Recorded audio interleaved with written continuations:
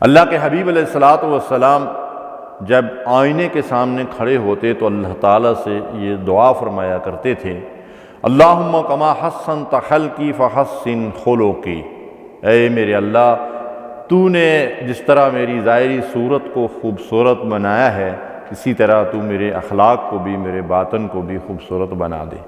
سبحانک لا علم لنا الا ما علمتنا انک انت العلیم الحکیم۔ اللہم صلی علی محمد وعلی آل محمد کما صلیت علی ابراہیم وعلی آل ابراہیم انک حمید مجید۔ اللہم بارک علی محمد وعلی آل محمد کما بارکت علی ابراہیم وعلی آل ابراہیم انک حمید مجید۔ اللہ کے حبیب علیہ الصلوۃ والسلام جب آئینے کے سامنے کھڑے ہوتے تو اللہ تعالیٰ سے یہ دعا فرمایا کرتے تھے، اللہم کما حسنت خلقی فحسن خلقی، اے میرے اللہ تو نے جس طرح میری ظاہری صورت کو خوبصورت بنایا ہے، اسی طرح تو میرے اخلاق کو بھی، میرے باطن کو بھی خوبصورت بنا دے۔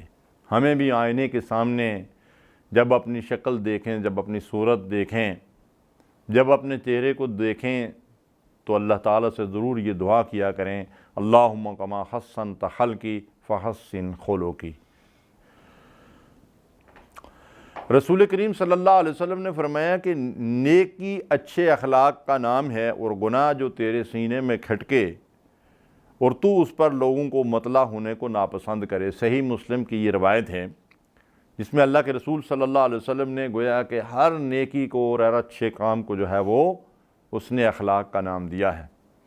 آپ نے ارشاد فرمایا کہ مومن اچھے اخلاق کے ذریعے مسلسل روزہ رکھنے والے اور متواتر عبادت گزار شب زندہ دار کا رتبہ پا لیتا ہے۔ امام ابو داؤد نے اس حدیث کو روایت کیا ہے، اور ابو داؤد ہی کی دوسری روایت میں ہے کہ آپ نے فرمایا میں اس شخص کے لیے جنت کی بلندی میں گھر کا ضامن ہوں جس کے اخلاق اچھے ہوں۔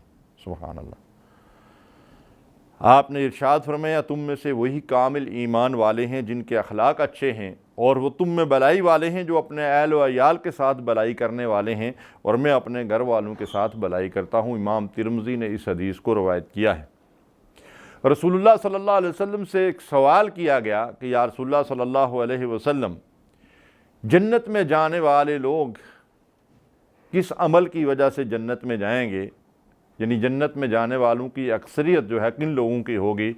تو آپ نے ارشاد فرمایا کہ وہ لوگ جن کے اخلاق اچھے ہوں اور جو تقوی والے ہوں۔ گویا کہ حسن اخلاق اور تقوی وہ دو صفات ہیں جن کے ذریعے سے اکثر لوگ جو ہے وہ جنت میں جائیں گے۔ اور آپ سے سوال کیا گیا کہ جہنم میں جانے والے لوگوں کی اکثریت کس وجہ سے جہنم واصل ہوگی؟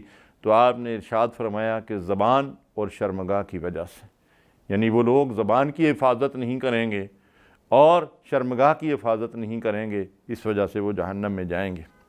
اللہ کے نبی صلی اللہ علیہ وسلم نے ارشاد فرمایا قیامت کے دن میزان کے پلڑے میں سب سے زیادہ وزن حسن اخلاق کا ہوگا، اور ایسا شخص اللہ کے نزدیک لوگوں میں سب سے زیادہ محبوب ہوگا اور انبیاء کی مجلس میں سب سے قریب بیٹھنے والا ہوگا۔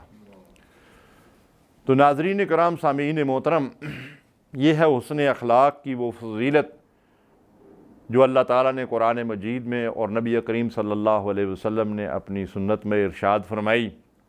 اس لیے ہمیں چاہیے کہ ہم اپنی عملی زندگی میں حسن اخلاق کو اختیار کریں۔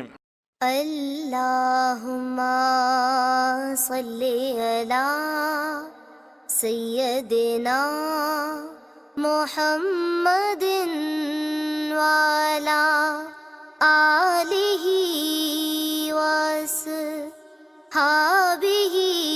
وسلم۔ اللہم صلی علی سیدنا محمد